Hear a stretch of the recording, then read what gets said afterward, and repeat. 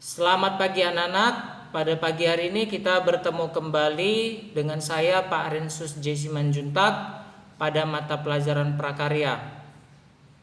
Materi yang kita bahas pada hari ini masih berhubungan dengan kerajinan bahan lunak. Namun submateri kita adalah prinsip kerajinan bahan lunak. Pada praktiknya, kerajinan dibuat dengan mempertimbangkan wilayah kerja dengan beberapa prinsip berikut. 1. Keterampilan tangan.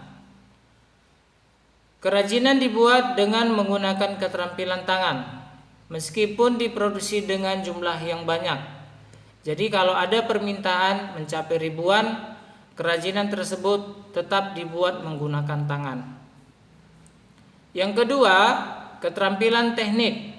Pembuatan benda-benda kerajinan didasari oleh keterampilan teknik, sehingga produk memiliki kekhasan tangan yang nampak dengan detail, rumit, dan sebagainya.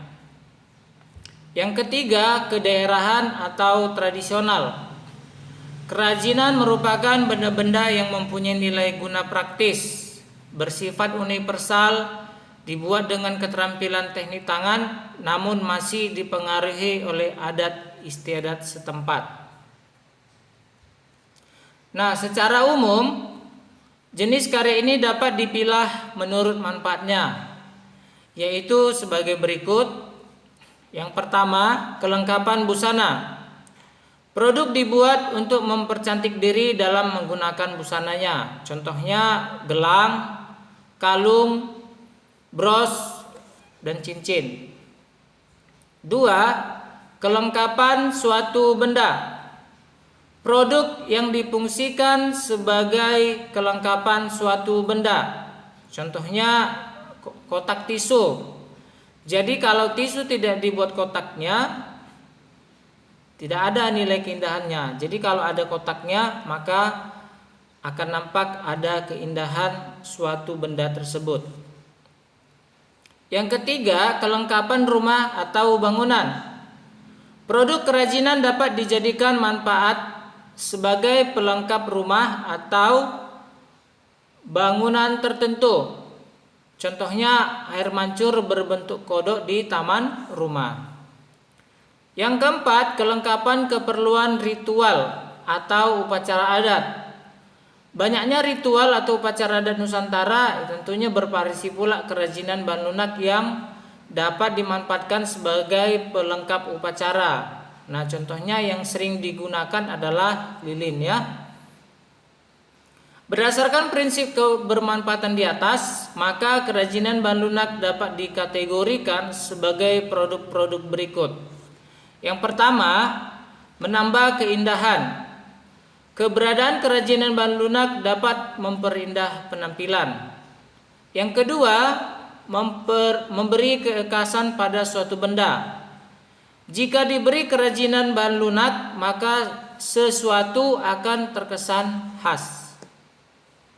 Yang ketiga, menjadi persyaratan pemakaian. Kerajinan bahan lunak merupakan persyaratan untuk dipakai. Jika tidak digunakan, maka tidak berarti apa-apa. Yang keempat, merupakan pertanda atau simbol. Produk kerajinan bahan lunak dijadikan sebagai pertanda atau simbol suatu kepentingan. Yang kelima, dibuat khusus sesuai benda aslinya atau duplikasi. Kerajinan bahan lunak dibuat secara khusus menyerupai bentuk aslinya untuk alasan dan kebutuhan tertentu. Yang keenam, sebagai bagian dari karya seni. Karena mencerminkan ekspresi keberagaman budaya Nusantara, maka kerajinan bahan lunak merupakan bagian dari karya seni.